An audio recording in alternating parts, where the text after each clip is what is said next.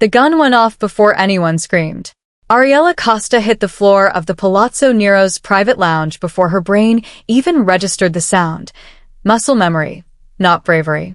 Shattered glass rained down from the chandelier overhead. The room exploded into chaos, bodies scrambling, heels clicking against marble, gasps swallowed by the deep thud of bass from the club below. The party above never stopped. The party above never knew. Ariella pressed herself behind the velvet settee, chest heaving, mascara already burning at her eyes. Her knees were bare against the cold floor. Her black dress, the one she'd borrowed from her roommate Claudia, the one that was too much dress for a Tuesday, had torn at the hem when she fell. She had come here for one reason only, to steal back the thing that had already destroyed her family. A hand closed around her wrist. Not rough, not panicked, calm. The way a man is calm when he's decided something and sees no reason to rush the decision. She looked up. Dark eyes. Not black, the kind of dark brown that looks black until the light catches it and you realize it's infinite. A jaw that could cut marble. A white dress shirt open at the collar. The knot of his tie loosened like he'd done it hours ago, and didn't care what that said about him. Because men like him didn't have to care. He crouched beside her with the ease of someone who'd spent time in worse places than this. You're not security, he said. His voice was low, measured. Italian ancestry in every soft consonant, every clipped pause. No, she managed. You're not press. No. His eyes moved over her face like he was reading a language he'd invented. Then why, he said, are you the only person in this room who didn't run? Because running, Ariella thought, was for people who had somewhere safe to go. She had nowhere. She'd had nowhere since the night her father, Enzo Costa, a name that used to mean something in the garment district of Lower Manhattan, sat across from her at their kitchen table in Queens and told her they owed money. Not a little money. Not the kind of money you scrimp and save and dig yourself out of. The kind of money that meant they owned you. The Marchetti family. The name had been in her mouth like a bad taste for 8 months. Since the loan. Since her father's heart attack in February.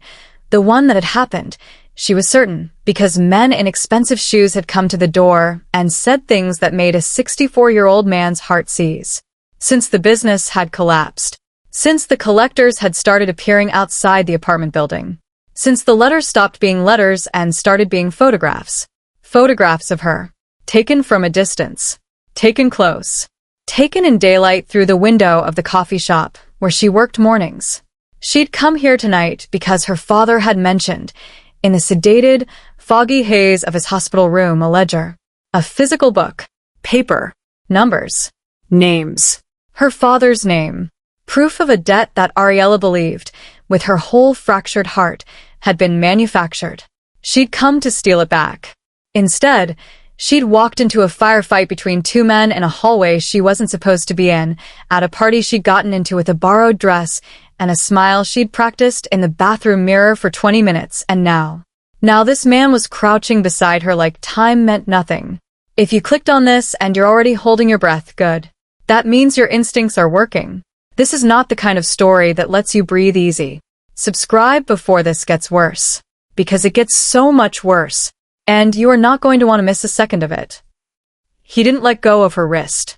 He stood, and because he didn't let go, she stood too, which was not a choice so much as physics. My name is Rafaele Marchetti, he said, like that was information she could do something useful with. Every drop of blood in Ariella's body turned to ice. The name landed in the center of her chest like a fist. Like a door slamming in a house you thought was empty. Like the specific kind of horror that doesn't announce itself. It just is, suddenly and completely. I know who you are, she said, before she could stop herself. Something shifted in his expression. Subtle. The way the surface of still water moves when something stirs beneath it. Do you? It wasn't a question. He guided her. Guided, not dragged, which was somehow worse, through a side door she hadn't seen, into a corridor lit with amber sconces and lined with men she recognized as guards because of the way they stood. Still as furniture. Eyes alive. The door closed behind them. The chaos of the lounge disappeared like it had never existed. Rafaele Marchetti turned to face her. He was taller than she'd registered on the floor, broader in the shoulder. There was a tattoo at his throat, the very top of something larger, the edge of ink she could see above his collar. A cross, she thought. Or a rosary. The kind of tattoo that said, "I was raised in something I can't leave." Ariella Costa, he said. She hadn't told him her name. The world contracted. She kept her face still. Her mother had taught her that. Keep your face still when men are watching you, cara mia, because a still face is a shield. She'd learned young that beauty was a liability in rooms like this. That the way men looked at her was not admiration so much as assessment. Calculation. The way you look at something you might want to acquire. "You've been watching me," she said. "Your father borrowed money from my family 8 months ago."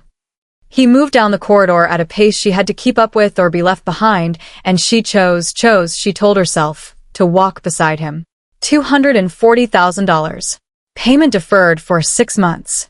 In the 7th month, Enzo Costa stopped answering his phone. He had a heart attack. "I know." Rafaele glanced sideways at her. Not unkindly. That was the unsettling part. "He's at Mount Sinai. Room 412. He's been there for 11 weeks. His cardiologist is Dr. Finelli. His night nurse is a woman named Teresa, who brings him chamomile tea at 9 and turns his television to the news at 10.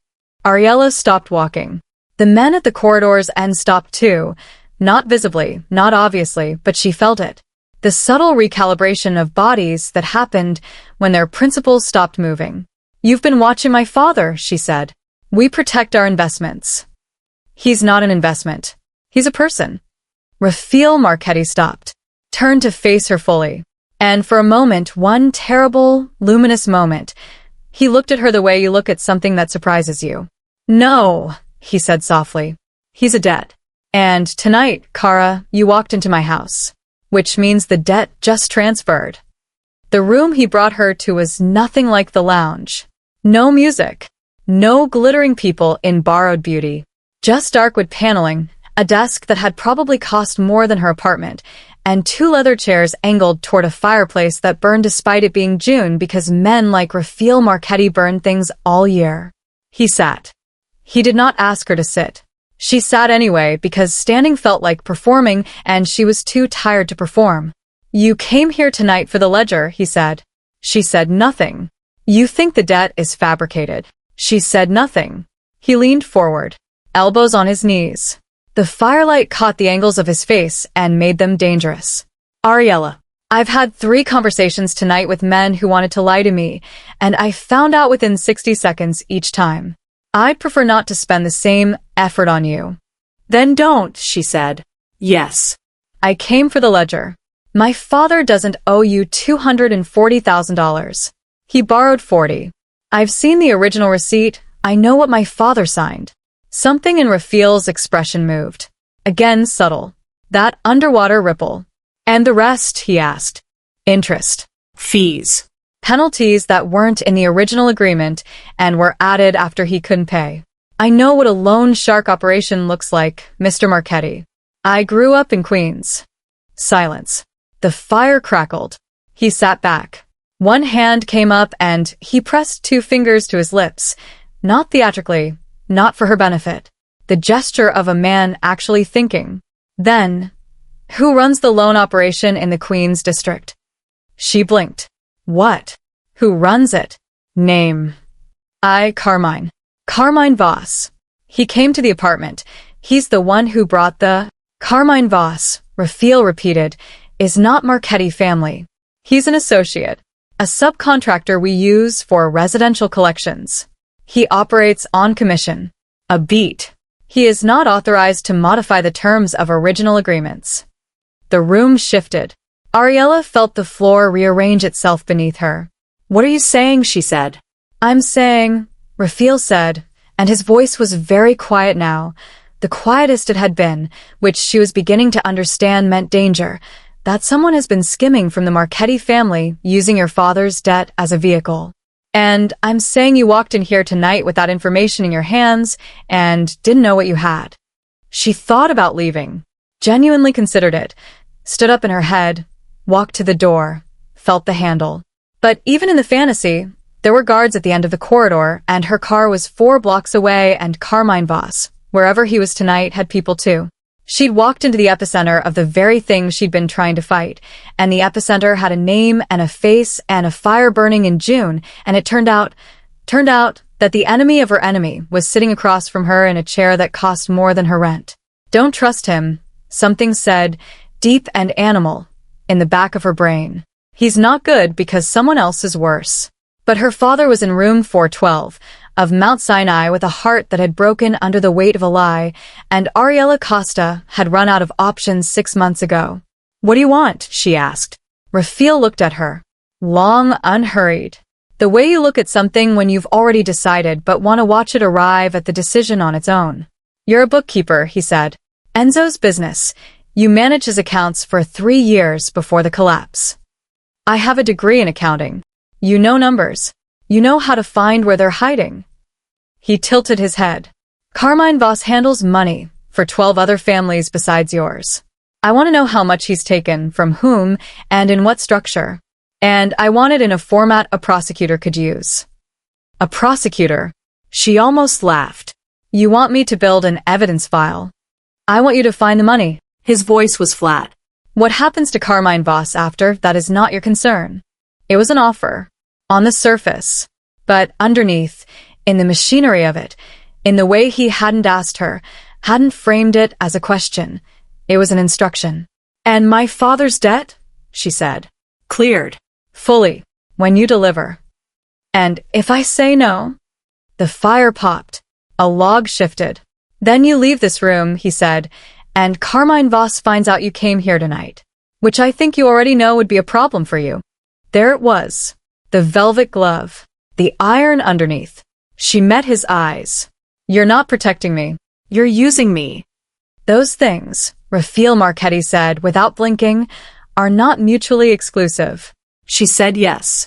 She told herself it was strategy. She told herself it was temporary. She told herself she'd get what she needed, proof, leverage, her father's freedom, and then she'd extract herself before this man's world became her world. She'd been telling herself comforting lies for 8 months. One more wouldn't hurt. Rafaele stood, buttoned his jacket, and she noticed for the first time the way his hands moved. Precise. Deliberate. No guastimotion. The hands of someone who'd learned early that every gesture cost something. You'll move into the building, he said. Excuse me? The Marchetti building. Upper West Side. You'll have an apartment on the 9th floor. Full access to the financial records, the server room, everything you need. He paused. It's safer. For whom? For you. He glanced at her sideways again, that infuriating sideways glance, like she was a variable he was still calculating. Carmine has eyes everywhere. If you're inside my walls, he can't reach you. I'm not moving in with. You're not moving in with me. You're moving into a building I own. There's a difference. A corner of his mouth. Not quite a smile. The ghost of one, like a smile, had passed through and left a shadow. I have 43 apartments in that building, Ariella. I'll try not to take it personally. She opened her mouth. And then the door opened. Not gently, not with a knock, and a man walked in who shared Rafaele's bone structure and none of his stillness. He was younger, maybe 28. Dark like Rafaele, but where Rafaele was controlled, this one was combustible. His shirt was untucked, his knuckles were split, and there was someone else's blood on the shoulder of his jacket. Tattoos covered both forearms, intricate, dark ink, the kind that started on the hands and climbed. A wolf on one arm. On the other, Famiglia in Gothic script, trailing into a pattern of thorns. His eyes landed on Ariella and stayed there for exactly 2 seconds before jumping to Rafaele. We have a problem, he said. Cassio, Rafaele said. Not now. Not now. Cassio's voice pitched sharper. The Ferraro family just hit our shipment in Red Hook. 14 containers. Gone. And Severo wants to sit down tonight, which means... It means you'll tell Severo that tomorrow morning works, and you'll clean yourself up before you say another word in front of a guest. Rafaele's voice hadn't changed, hadn't risen, but Cassio's jaw closed. A beat. Cassio looked at Ariella again. This time the look lasted longer. Who is she? He said. She's mine, Rafaele said. The two words landed like a blade in a table. Ariella's breath caught. Not because of what it meant. She knew it wasn't romantic, knew it was possessive in the least tender possible way, knew it was territorial shorthand in a language where women were property and proximity was ownership. She knew all of that, and she still felt it in her chest like a hook. The ninth-floor apartment was not what she'd expected. She'd expected cold. Functionality. The kind of space that existed to contain a person rather than welcome one.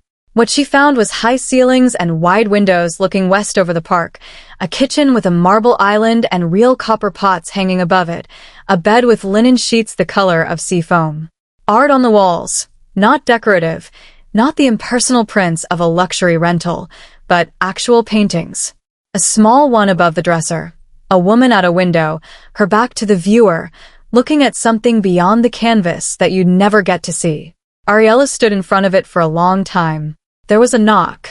She opened the door to find a woman, 40, maybe, with silver at her temples and the kind of face that had weathered decades of being in the middle of things. Signora Bianchi, the woman said. I manage the building. Mr. Marchetti asked me to make sure you have everything you need. A pause. And to tell you that the records room is on the second floor. Key card access. Your credentials will be active tomorrow morning. Thank you, Ariella said. Signora Bianchi's eyes moved over her.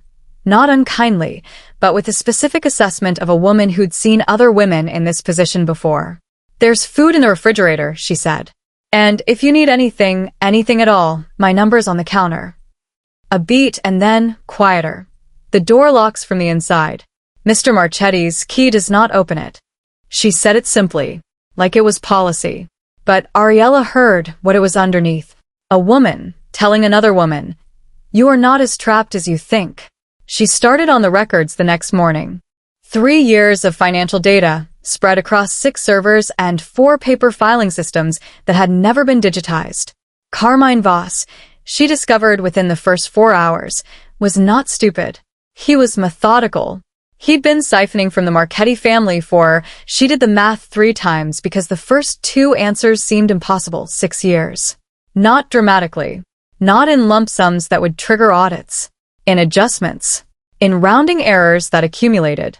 In interest modifiers applied to vulnerable accounts. People like her father, people who couldn't fight back and didn't have lawyers on retainer, and quietly funneled into a shell company registered in Delaware. By the time she came up for air, the light through the records room window had turned from white morning to amber afternoon, and Rafaele Marchetti was standing in the doorway. She didn't know how long he'd been there. He held 2 espresso cups. He set one on the desk beside her without asking and settled against the doorframe with his own. Jacket off, sleeves rolled up. She saw more of the tattoo. It was larger than she'd thought. A full sleeve on the left arm. The rosary she'd suspected, winding around a sacred heart, dates in Roman numerals that she couldn't read from where she sat, and at the center of his forearm, rendered in painstaking detail, a woman's profile that looked like it had been done from memory by someone who missed the person it depicted. How much, he said. 6 years, she said. Preliminary estimate, between 1.4 and 1.6 million. But there's a third shell, I think, that I haven't cracked yet. It could be higher. Something moved through his face. Not surprise. The opposite of surprise. The cold settlement of a thing you'd suspected being confirmed. How do you know about the third shell? He asked. Because there are 9 months in 2021 where the adjustments stop completely. Not slow down, stop. Which means either Carmine panicked, or he had a second operation running that was producing enough he didn't need the siphon. A second operation means a second account structure. Rafaele looked at her for a long moment. You're good at this, he said. I know. Another ghost of that almost smile. Most people don't say that without being asked. Most people waste time being humble about things they're actually good at. She picked up the espresso cup. I needed this 4 hours ago. I didn't know you'd been here 4 hours. He paused. I came to see if you'd run. She looked up at him. Did you think I would? Most people I bring here, he said, find a reason to leave by morning. There was something in his voice when he said it. Something that wasn't information, or was information of a different kind, the kind that slips through before a person can call it back. She made a decision not to acknowledge it. "I'm not most people," she said, "and I have a job to finish." Cassio appeared at the records room door at 3 in the afternoon, which she had not been told to expect. He leaned against the same doorframe his brother had occupied that morning, but differently, loosely, the way a young man leans who has learned that ease reads as confidence and has been doing it so long he's forgotten it's a performance. "You're still here," he said. "Where would I go?" He shrugged, came into the room uninvited and looked at the files spread across her work table with the expression of someone who doesn't read maps but finds them interesting to look at. "Raf said you're a bookkeeper." "I'm a forensic accountant," she said. "There's a difference." "What's the difference?" "A bookkeeper records what happened. A forensic accountant finds what was supposed to be hidden." She didn't look up, like the difference between a secretary and a detective. Cassio was quiet for a moment. Then, "You're not scared of him?" She glanced up. "Of Rafaele?" "Most people," he started. "I know. Most people are scared. I heard." She turned back to the files. "Being scared doesn't help me find the money. So, I'm choosing not to be." Cassio tilted his head. He had Rafaele's dark eyes, but none of Rafaele's stillness. His were restless, searching. The eyes of someone who is always slightly behind the moment, always catching up. "He's going to want you to stay," Cassio said. "I'm not staying. I'm working. When the work is done." "That's not what I mean." He paused. When Rafaele decides someone is his, he doesn't undo that decision. It's not something he does lightly. He's said it about 3 people in his life. One of them is our mother. One of them is me. A beat. He said it about you last night, in front of Severo and 4 made men. Ariella put her pen down. The weight of that settled over her like weather, like something you feel before you see it. She thought about the way he'd said it.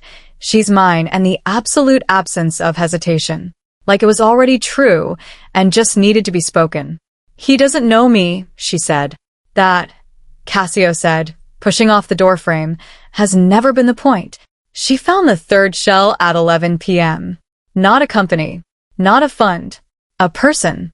Specifically, a Marchetti family account manager named Gio Vento, 46, 17 years with the family, who had been receiving irregular wire transfers from Carmine Voss's Delaware entity every quarter for 3 years, routed through a second LLC registered in the name of his wife.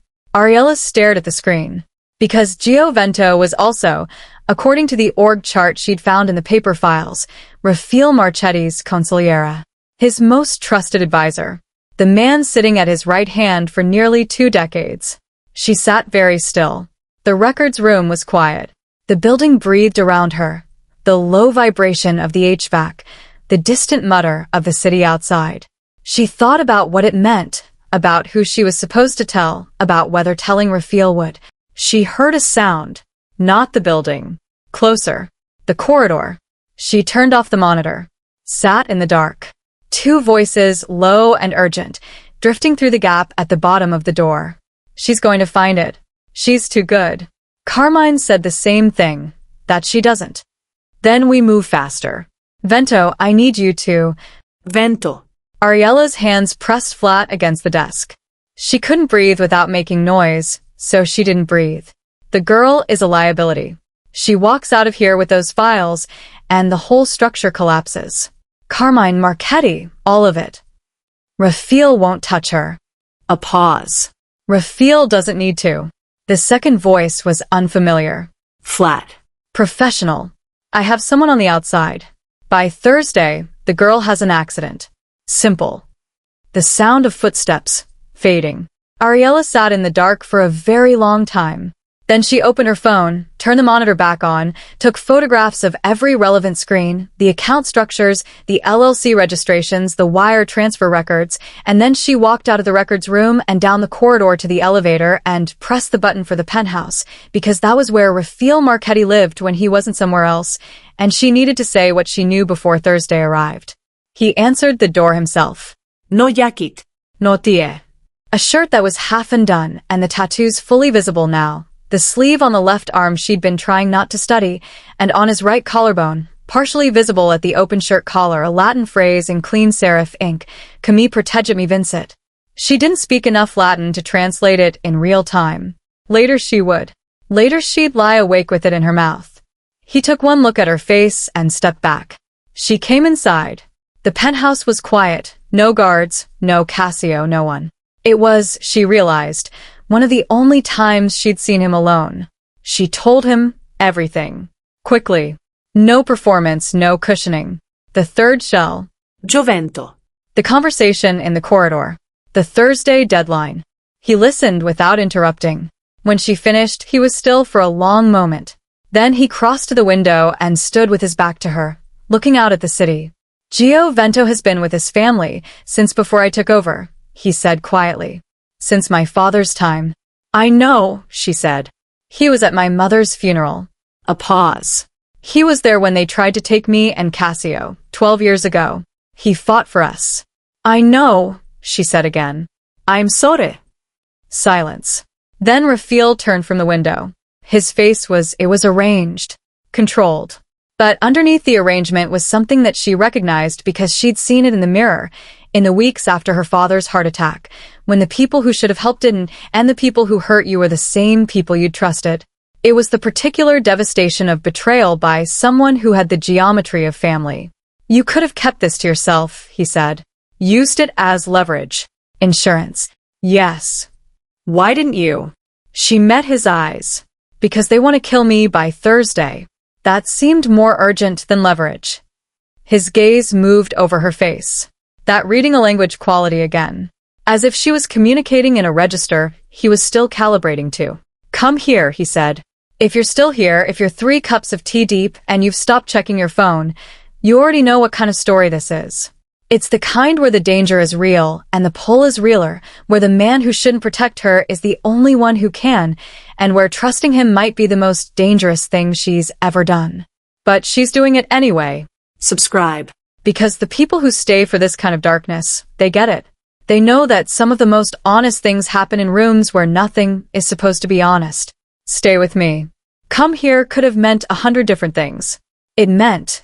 He crossed the room to the bar cart and poured 2 glasses of something amber, and handed her one and didn't touch her, and stood close enough that she could see where the tattoo on his left arm ended at his wrist, and a plain gold watch took over, the kind of watch that was expensive because it didn't need to be obvious about it. Sit down, he said. She sat. He sat across from her. Not the fireplace arrangement of that first night.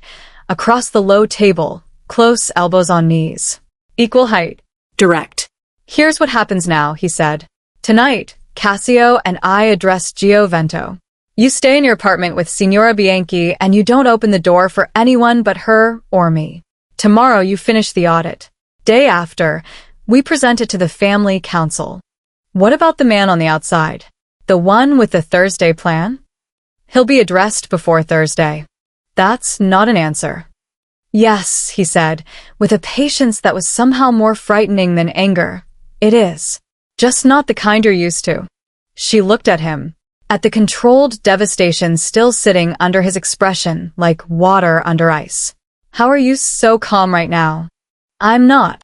He met her eyes. I've been not calm since you knocked on my door 11 minutes ago. But this is what it looks like when I'm not calm. She stared at him. That, she said slowly, is the most unsettling thing you've said to me. I know. He picked up his glass, looked at it, nodded her for a moment. In this family, you learn young to keep the inside separate from the outside. My father used to say that a man who shows you his inside has given you a weapon. He paused. He was right. He was also a beat, a man who never let anyone close enough to not be a threat. And he died with no one. The quiet after that was different from the other quiet. It had texture. Weight. The specific gravity of something true being said. Ariella looked at the painting across the room. A large canvas, a night scene, men at a table around a lamp, faces half-lit and half-shadow. She thought about what Cassio had said. He said it about 3 people in his life. Why? She asked. He looked up. Why me? She said. You didn't know me. You'd watched me from a distance. You called me yours in front of made men before you'd had a real conversation with me. A long pause. Because, Rafaele said, you walked into a room where a gun had just gone off. And instead of running, you made yourself small, and you waited, and you calculated. Most people run. Most people panic. He looked at her steadily. You did what I would have done. And I have been surrounded my entire life by people who are supposed to be the best at surviving. I have never met anyone outside this world who did what you did in that room. She absorbed that. That's a strange reason to claim a person, she said. Every reason I've ever had, he said, has been strange. He did something she didn't expect. He asked about her father. Not as data, not the way he'd cited the room number and the nurse's name on that first night. He asked the way people ask about people who matter. What was Enzo like before the debt? What was the business? Did he love it? And she found herself, against every reasonable instinct, against the loud part of her brain that said don't soften, don't give him that. She found herself telling him about the bolts of fabric stacked floor to ceiling in the warehouse off Atlantic Avenue, about her father's hands, how they moved when he talked about a particular silk or a particular weave, about how Enzo Costa had immigrated from Palermo at 22 with $60 and a contact name and built something out of nothing and been proud of it, genuinely, quietly proud in the way of men who know how far they've come and don't need anyone else to confirm the distance. He sounds like my father, Rafaele said. She blinked. Your father was. Built something from nothing. A pause. Different something. Same pride. He looked down at his glass. Same flaw, too. Trusted the wrong people because he wanted to believe the world was what he decided it was. Silence. The city hummed below the window. I keep thinking, Ariella said, that if I'd been better, smarter, faster, caught it earlier, he wouldn't have had the heart attack. Like it was a math problem and I just didn't solve it in time. It wasn't a math problem. I know that. I know it up here. She tapped her temple. But in the place where I actually live. Down here, he said, and his hand moved, just barely moved, toward his sternum, touching the place above the Sacred Heart tattoo, the place where the feeling lives. He didn't complete the gesture, just indicated it. Yes, she said. Down there it's still a math problem I failed. He looked at her for a long time. Then, very quietly, you didn't fail him. Someone stole from him. Those are different things. It was such a simple thing to say. And it hit her. She didn't expect it to hit her. In the exact wrong place, the soft, unguarded center of 8 months of quietly carrying something that felt like failure, and she had to look away from him, out the window, out at the ridiculous skyline with its million lit rectangles, and blink very carefully. She was not going to cry in front of Rafaele Marchetti. She was absolutely not going to do that. Cassio called at midnight. Rafaele took the call in the kitchen. 2 minutes. His voice never rose. She couldn't hear the words, only the rhythm of them. The measured, deliberate rhythm that she now recognized as not calm, wearing the suit of calm. He came back. Gio Vento is gone, he said. She went still. Gone. Fled. His apartment is empty, his car is gone, his phone is dead. A beat. He knew we were coming. Which means someone in this building, between 11 p.m. and 1 a.m., told him. Not Cassio, she said immediately. Rafaele looked at her. Cassio would have kept it, she said. He'd have wanted to confront him himself. He wouldn't tip off. The person who told Vento is the same person Vento has an arrangement with. Someone loyal to the arrangement, not to you. Rafaele was quiet. You're doing it again, he said. What? Calculating. Under pressure. Most people right now would be asking what happens to them if the plan falls apart.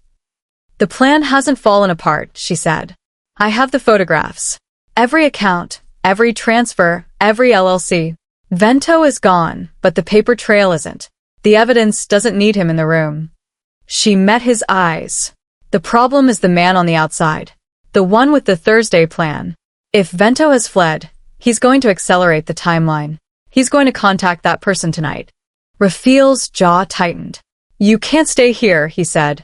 If Vento has a contact in this building, where would I go? A beat. With me, he said. The car was black and silent and moved through the Manhattan night like it had an arrangement with the traffic lights. Ariella sat in the back beside Rafaele, not touching him, the city scrolling past the tinted windows, thinking about all the ordinary people in those lit windows living their ordinary dangerous lives, not knowing that underneath their city, in the channels and corridors and back rooms, an entirely different city ran its own economy and its own law. She'd known it abstractly.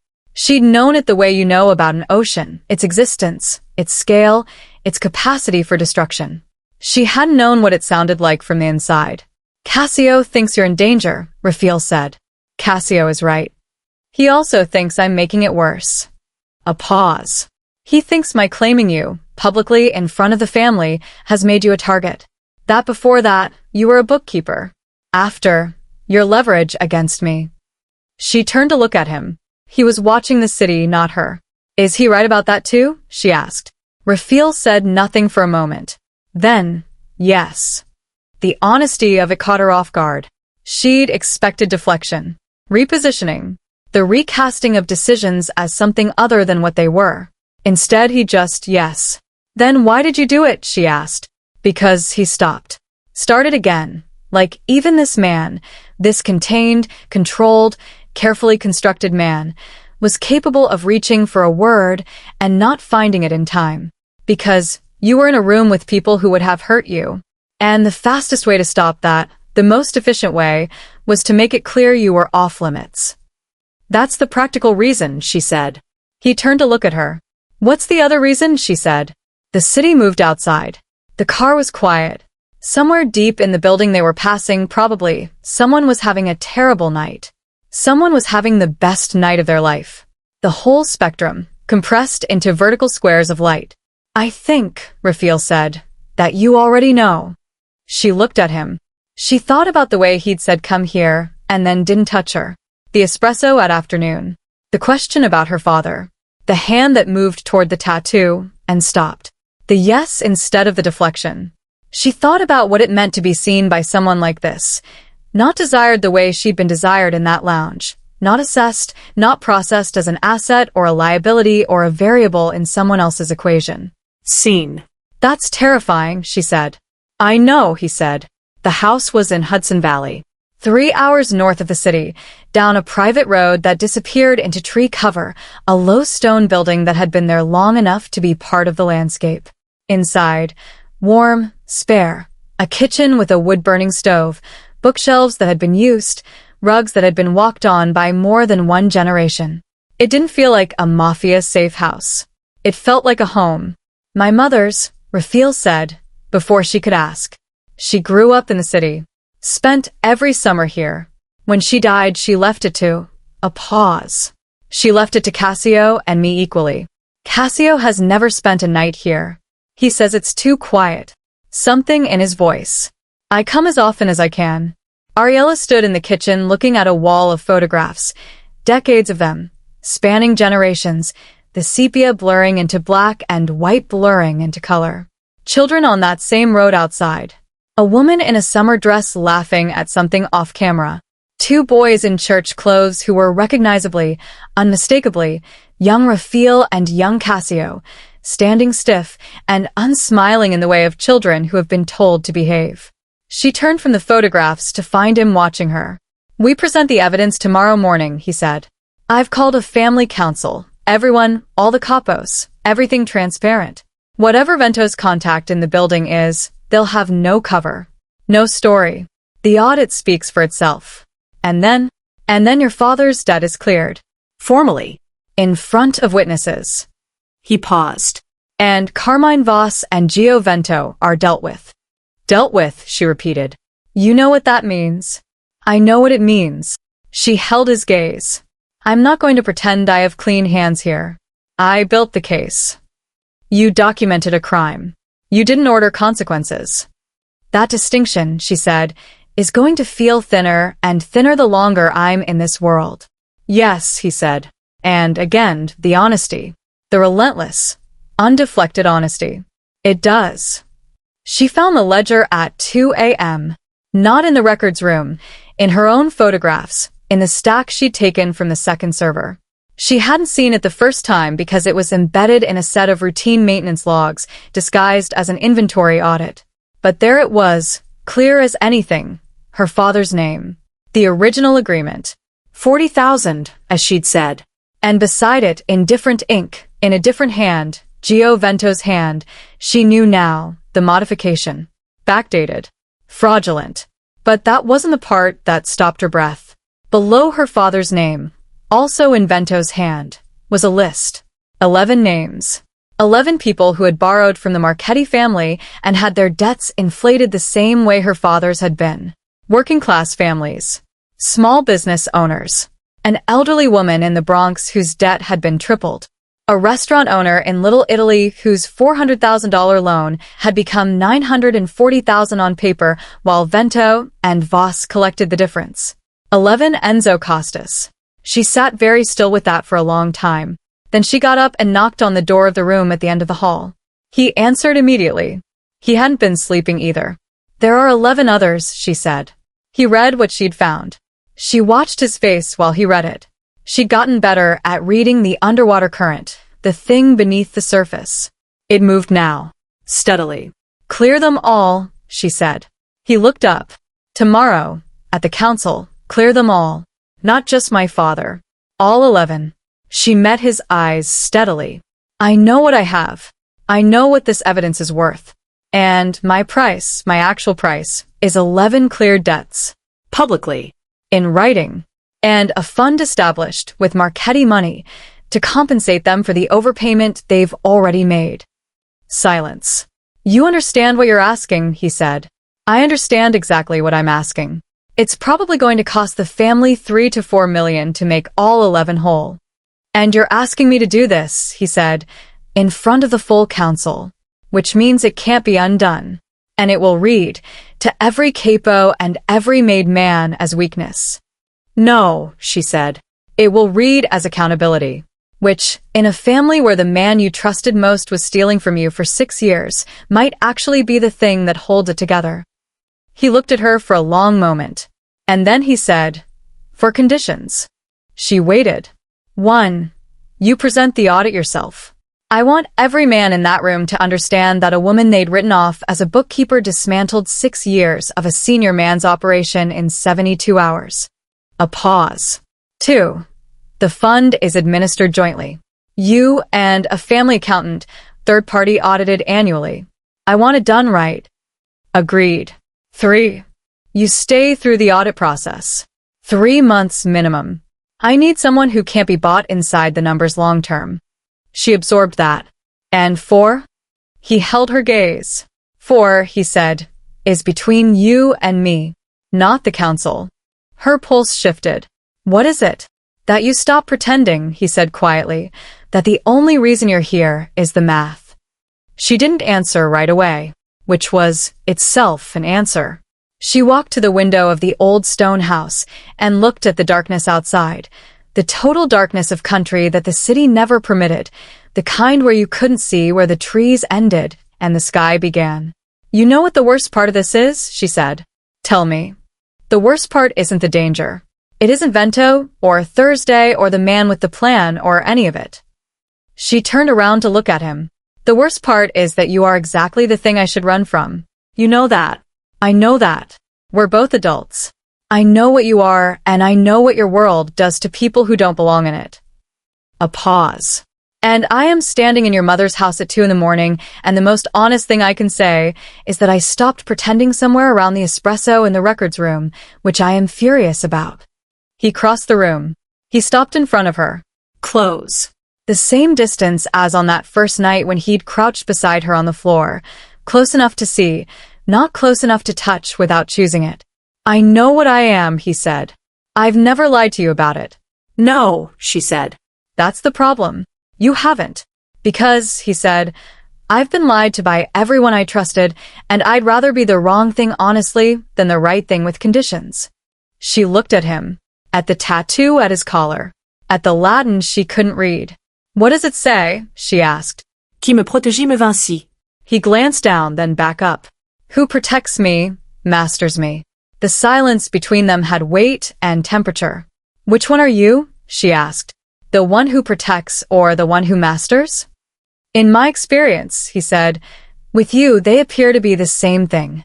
She kissed him, not because the moment demanded it, not because it was expected. She kissed him because she'd been calculating for 72 hours and she was tired of calculating, and this was the one variable she was certain of. She kissed him and he didn't move for one held breath, and then his hand came up and cupped her jaw, carefully, with the same deliberate precision of every gesture she'd watched him make, as if he'd been waiting for her to choose before he allowed himself to respond. Not she's mine. She chose. The family council met at 9 in the morning. 12 men in a room that smelled of espresso and leather and something older, the particular atmosphere of rooms where decisions with permanent consequences get made. They ranged from 50 to 70, some of them with faces she'd have found frightening 6 days ago. Now, they just looked like men who were about to be surprised. Rafaele introduced her once. Ariella Costa. She has something to show you. She stood up. And for the next 40 minutes, Ariella Costa, who had borrowed a dress and worn a borrowed confidence to sneak into a party, who had spent 8 months being afraid, who had held her father's hand in a hospital room and felt the full weight of what it meant to have no options, presented the audit. She did not flinch. She did not soften. She did not apologize for the precision or the scale or the implications. She laid it out the way you lay out a proof. Premise, evidence, conclusion. Every shell company, every wire transfer, every name on the list of 11. The room got very quiet. One of the older capos, she'd been introduced as Capo de Luca, 63, the kind of man who sat with his hands folded and his face closed, said, Vento has been with his family for 17 years, Ariella said. He stole from you, for 6 of them. De Luca looked at Rafaele. Rafaele didn't look at De Luca. He was watching her. The evidence is complete, Ariella continued. The transfers are traceable, the LLC registrations are documented, and the modifications to the original loan agreements are provable forgeries. If this packet went to a federal prosecutor tomorrow, Gio Vento would be facing a minimum of 12 years. So would Carmine Voss. She paused. Mr. Marchetti's proposal is to clear the debts of all 11 affected parties, establish a compensation fund, and absorb the cost internally rather than let it become an outside liability. That's $3 to $4 million, another capo said. Yes, she said. It's also considerably less than what federal exposure would cost. And it buys you 11 families who will never have a reason to talk to the wrong people. She met the room steadily. Carmine Voss was sloppy. But he was only able to be sloppy because no one was looking. This family has been operating on trust for so long that it forgot to verify. This is what verification costs. It's cheaper than the alternative. Silence. And then De Luca unfolded his hands, picked up the packet in front of him, and began reading it again. The motion passed, for hours later, unanimously. 3 weeks later, Ariella sat in the records room with fresh coffee and a different set of files. The compensation fund was operational. 9 of the 11 families had been contacted and were in process. Her father, she'd been at Mount Sinai 2 days ago, had held his hand and told him, had watched the thing that had been sitting on his chest for 8 months lift in real time, was being discharged on Friday. She was thinking about the next audit, the legitimate one. Rafaele had offered her a formal position, lead financial investigator for the Marchetti family, cleaning up the internal infrastructure that Vento's departure had left gaps in. It was the most absurd job offer she'd ever received, and she was considering it seriously, which probably said everything about how completely her life had reorganized itself. Signora Bianchi appeared in the doorway. Ms. Costa, you have a visitor. Behind her a woman, 50 maybe, silver hair, a silk blouse the color of storm clouds. The bearing of someone who'd spent her life in rooms where she was either the most powerful person present or she was performing for the most powerful person present, and had long since stopped being able to tell the difference. She looked at Ariella with dark eyes that were completely, entirely familiar. Brown that looked black until the light caught it. Ariella Costa, the woman said. My name is Liliana Marchetti. A pause that had structure in it. I was Gio Vento's supervisor for 9 years. I'm the one who recommended him to my son. Another pause. I'm also the person who noticed, 11 months ago, that the numbers didn't match. And I'm the person who could not find a way to tell Rafaele that the man he thought of as a second father was stealing from him. The room rearranged itself. You knew, Ariella said. I suspected. I had no proof. Liliana's voice was very controlled. And I was afraid of what it would do to him. So I waited. And looking for proof, I found your father's file. And I found that the same man I suspected of skimming was also running a predatory scheme on people who couldn't fight back. A pause. I put your father's name in a place where I knew, eventually, Rafaele would find it. Because I knew he would do what I couldn't do alone. She met Ariella's eyes. I made sure you'd be there when the gun went off. The air in the room went very still. The party, Ariella said slowly. The invitation. I got it from a woman in my building. Who got it from me? Liliana Marchetti stood very straight. I chose you because you were Enzo's daughter, and I knew you'd fight. I chose you because I had read your father's file, and I knew what you'd done for him. The accounting you taught yourself, the way you'd managed his books for 3 years.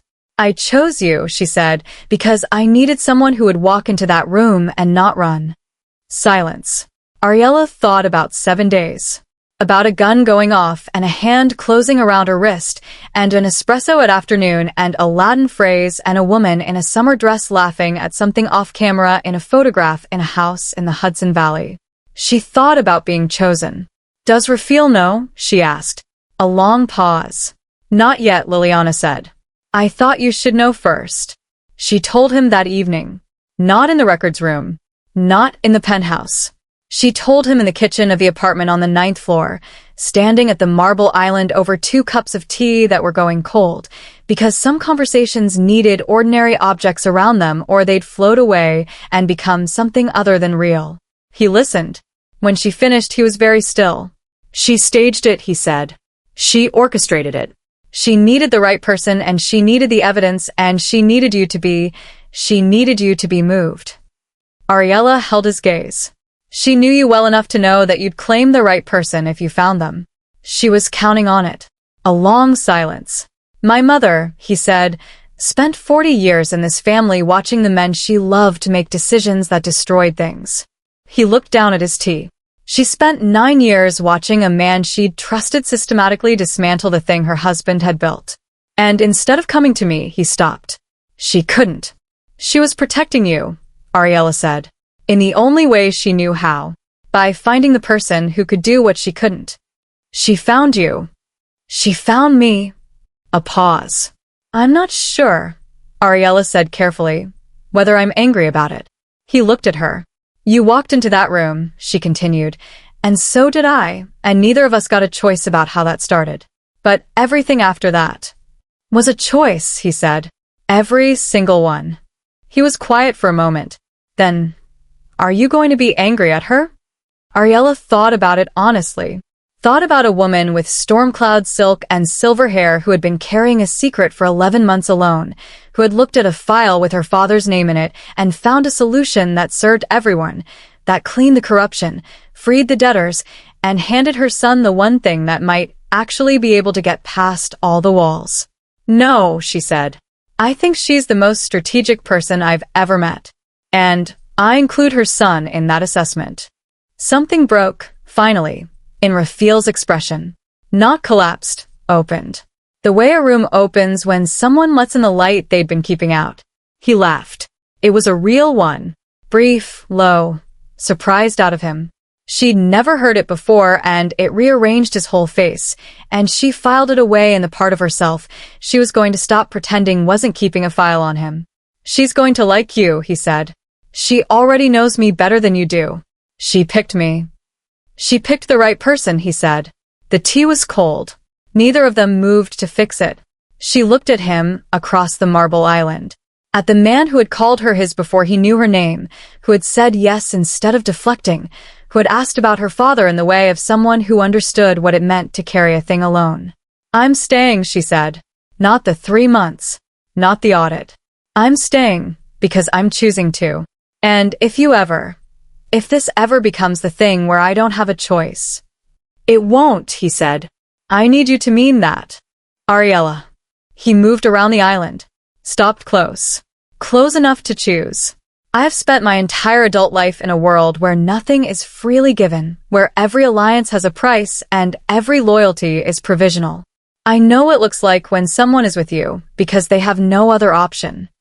His hand came up, the one with the tattoos, the rosary and the Sacred Heart and the dates and the woman's profile he'd drawn from memory, and touched her face, carefully, the way he did everything. I know what it looks like when they choose. She covered his hand with hers. Then we're okay, she said. We're complicated, he said. But yes. If you made it here, to the end, to the complicated yes, to the part where the walls came down slowly, and the choice was real, then you know this wasn't just a love story. It was a story about what happens when ordinary people get tangled in systems that were never built to be fair. About fathers who tried. About women who fight. About men who are capable of something different if the right person doesn't run. Ariella Costa walked into a room where a gun had gone off and didn't leave. That's the whole story. The rest is just what that decision cost her and what it gave her back. If this story found you, share it with someone who needs it. Someone who's been calculating in the dark for too long. Someone who forgot that choosing, really choosing, with full knowledge of the risk, is its own kind of power. Subscribe. Because there are more rooms, more guns going off, more people who don't run. And in the comments, tell me, was she right to stay? Or was Liliana Marchetti the most dangerous person in this story all along? I'll see you in the next one.